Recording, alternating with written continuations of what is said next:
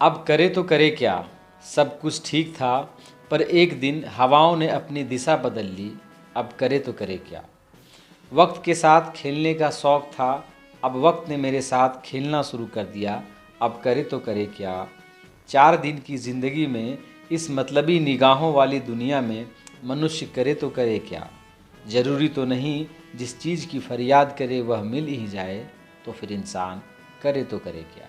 ये कविता मैं उन कार्यकर्ताओं के लिए कह रहा हूँ जो कार्यकर्ता किसी पार्टी से, किसी संगठन से पूरी तरीके से समर्पित रहते हैं और अंत में पता चलता है कि पार्टी के जो शीर्ष नेता हैं वो अपना पाला बदल लिए और फिर कार्यकर्ता उस वक्त कहता है कि अब करे तो करे क्या। जोहार, नमस्कार। सफ़र 24 से मैं रंजन कुमार।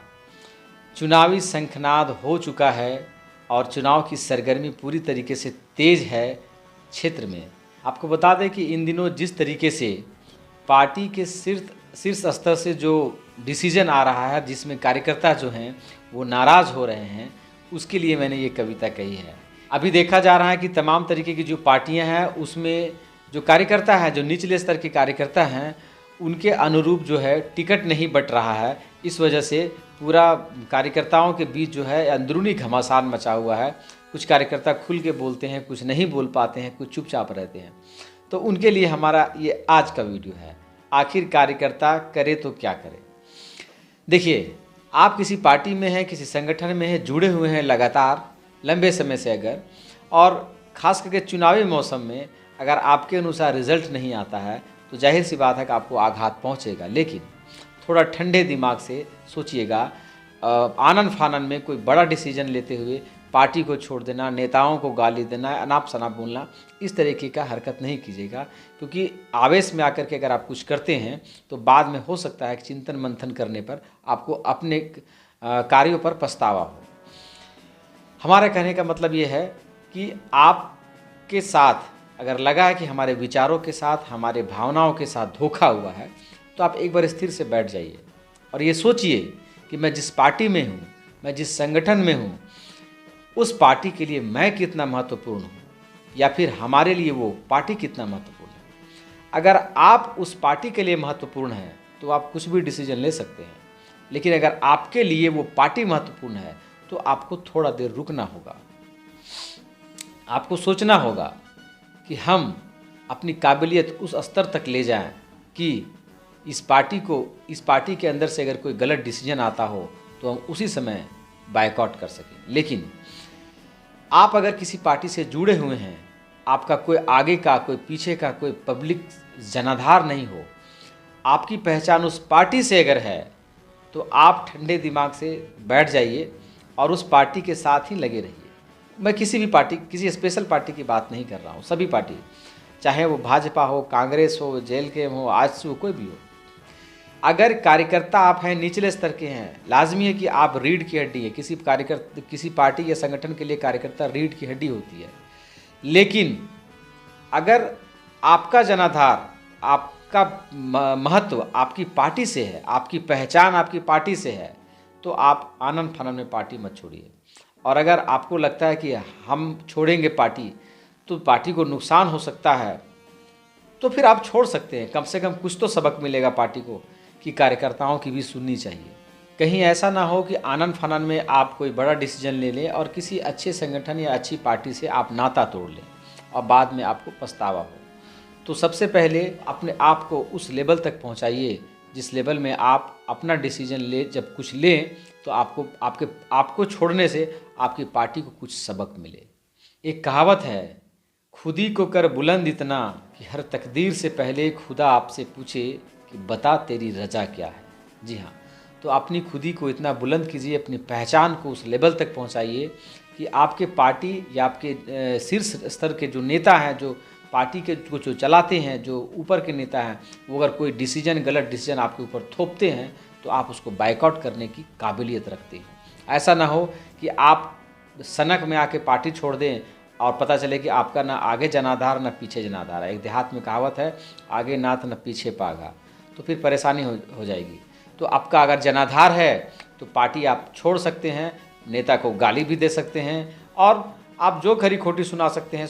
लेकिन अगर आपका जनाधार आपकी पार्टी के साथ जुड़ा हुआ है, पार्टी छोड़ने से आप शून्य हो जाएंगे, तो फिर आपको मौन रहने में ही भलाई है और आप अपनी काबिलियत को बढ़ाइए। इन दिनों चुनावी मौसम में पार्टियों के द्वारा, ऊपर के नेताओं के द्वारा जिस तरीके से एक नीचे के कार्यकर्ताओं पर कैंडिडेट को ज़बरदस्ती थोपा जा रहा है, बड़े स्तर पर कैंडिडेट, जो नीचे के स्तर के जो कार्यकर्ता हैं वो नाराज़ चल रहे हैं। अभी हाल ही में बता रहा हूं कि रोशन लाल चौधरी को जिस तरीके से भाजपा में बुला करके और टिकट दिया गया, तो बहुत सारे ऐसे कार्यकर्ता हैं भाजपा के जो नाराज़गी आप उन लोगों ने जताई कि हमारे पार्टी में क्या ऐसे लोग नहीं थे जिसको टिकट दिया जा सकता था, जो पहले से थे, दूसरे पार्टी को ला करके क्यों दिया गया, क्या पार्टी बिक गई, क्या करोड़ों रुपया ले करके टिकट दिया गया। इस तरीके का तमाम कमेंट्स और बातें चलते रहती है सोशल मीडिया पर। आज की मैं ताज़ा घटना बता रहा हूँ। JLKM, झारखंड लोकतांत्रिक क्रांति कार्य मोर्चा, जिसके सुप्रीमो टाइगर ये जयराम कुमार महतो जी हैं, इनको टाइगर भी लोग कहते हैं। इनका बड़कागांव से जो सीट है वो अनाउंस जैसे ही हुआ बालेश्वर कुमार को लेकर के, किरेडाड़ी से जो हैं उनके, आप जो JLKM का ग्रुप्स है उसमें आप देखेंगे कमेंट्स एकदम, कुछ लोग जो हैं वो भर भर के गालियाँ दे रहे हैं, नेताओं को शुरू कर दिए हैं कि जयराम भी बिक गया, 1 करोड़ में टिकट खरीद लिया बालेश्वर कुमार, और देख लेना अगर ये हार जाएगा तो फिर से वापस बीजेपी में चला जाएगा। कुछ लोग कह रहे हैं भाई पार्टी को सपोर्ट करो, टिकट किसी को भी दिया है, टाइगर दादा जिंदाबाद, और तमाम तरीके की बातें कही जा रही है।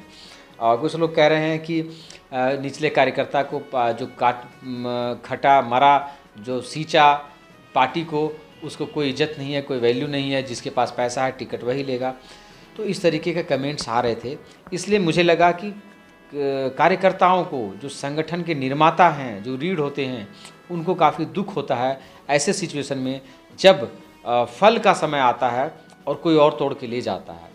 तो आपको समझना होगा कि स्थिति क्या है, परिस्थिति क्या है। किसी एक पार्टी में नहीं, सभी पार्टियों में इस तरह की स्थिति परिस्थिति होती है, और जो शीर्ष नेता होते हैं, ऊपर स्तर के नेता होते हैं, वो तमाम चीज़ों को देखते हुए और टिकट बांटते हैं। अब उसमें कितना घपलाबाजी होता है, कितने पैसे की सेटिंग होती है, ये तो मैं नहीं बता सकता हूँ। ये लोग, आप लोग कमेंट करके बताते हैं तो मुझे लगता है कि शायद टिकट पैसों से भी खरीदा जा सकता हो। कुछ लोग कहते हैं कि जो पार्टी में बराबर 1 महीने 2 महीने पहले आया, जो 1 दिन पहले आया, जो 1 घंटे पहले आया, वो टिकट ले आया, तो क्या वो करोड़ों रुपया दे करके नहीं लाया होगा, तो क्या फ्री में मिल गया होगा। तो इस तरीके की बातें होती है। आज मैं आपको बता दूं कि जैसे ही बालेश्वर कुमार को टिकट मिला, मैंने सुबह लगभग 9 बजे अनाउंस हो गया था, और मैं लगभग 5 बजे शाम को जो पार्टी के कार्यकर्ता थे बड़कागांव किरेडाड़ी के, मैं एक एक करके सबको कॉल किया, किसी ने कॉल पिक नहीं किया।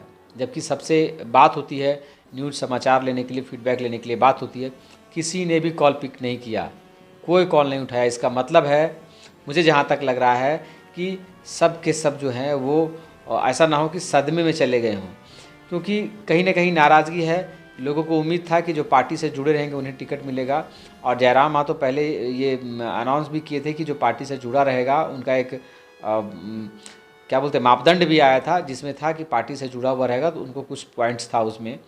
और आप ग्रेजुएट हैं, आप पार्टी से जुड़े हुए हैं, आपकी छवि क्या है, इंटरव्यू होगा, तमाम तरीके की चीज़ें थी जिसके आधार पर टिकट दिया जाना था। तो उन सभी चीज़ों को दरकिनार करके, ताक पर रख करके टिकट बांटा जा रहा, ऐसा लोगों का आरोप है। कि अभी आप देखेंगे कि बड़ी बड़ी पार्टियों में के बड़े बड़े लीडर्स मौन रह जाते हैं पार्टी के डिसीजन पर। मैं आपको उदाहरण से समझा सकता हूँ। आप झारखंड के ही राजनीतिक परिप्रेक्ष्य में देख लीजिए, बाबूलाल मरांडी एक समय ऐसा था, वो पहले मुख्यमंत्री रहे इस राज्य के, उनकी अपनी पार्टी झारखंड विकास मोर्चा JVM रही, उसके 10-10, 11-11 विधायक रहे, और आज बीजेपी के अंदर विलय हो गई है पार्टी। रघुवर दास जो मुख्यमंत्री रहे, आज पार्टी ने उन्हें कहा कि तुम साइड हो जाओ, किनारे हो गए। हालांकि अभी वो राज्यपाल हैं उड़ीसा में, लेकिन पार्टी ने जब उनको बैठने कहा, बैठना पड़ा। आप देख लीजिए, महाराष्ट्र में देवेंद्र फडणवीस जो मुख्यमंत्री थे, उन्हें हटा करके हर उप मुख्यमंत्री उन्हें बना दिया गया। मतलब कोई आदमी प्रमोशन होता है किसी का, उनका डिमोशन कर दिया गया। वैसे ही राजस्थान की कहानी थी। तो कहने का मतलब है कि बड़ी जो पार्टियां होती है, उसमें बड़े बड़े नेताओं को भी साइडलाइन कर दिया जाता है। तो वहाँ पर फिर भी लोग चुप रहते हैं और सब कुछ सहते हैं। क्यों? क्योंकि उन्हें पता है कि जिस बरगद के नीचे हम हैं, हम बगावत करते हैं, तो हो सकता है कि इसकी छाँव में जो हमें सुरक्षा मिल रही है हम असुरक्षित हो जाएंगे।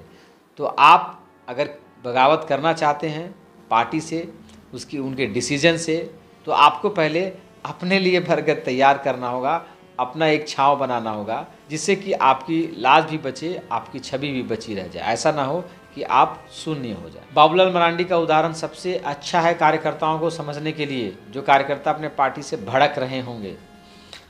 उन्होंने कहा था कि मैं कुतुब मीनार से कूद जाऊंगा लेकिन बीजेपी में नहीं ज्वाइन करूंगा। आज वो बीजेपी में हैं और जैसे जैसे बीजेपी कह रही है वैसे वैसे कर रहे हैं। क्यों? क्योंकि सबसे मजबूत होता है समय। समय का पहिया घूमता जाता है और समय ही आपको कमज़ोर और बलवान बनाता है। तो समय का इंतज़ार कीजिए और ईमानदारी से, कर्मठता से अपने कर्मों को करते रहिए। आज के वीडियो में बस इतना ही। चुनावी मौसम में अब आपको हम क्षेत्र भ्रमण करके और जनता का जो रुझान है वो बताएंगे। हमारे चैनल सफ़र 24 से जुड़े रहिएगा। यकीन मानिए, जिस विधानसभा का रिपोर्ट हमारे चैनल पे मैं आपको दिखाऊंगा, आप समझ लीजिएगा कि वो एग्जिट पोल है। और आपको पता है कि लोकसभा चुनाव में मैंने हज़ारीबाग का एग्जिट पोल दिया था। मैंने कहा था कि जो मनीष जायसवाल है वो जीतेंगे, पूरा चांस बन रहा है, और वो जीते।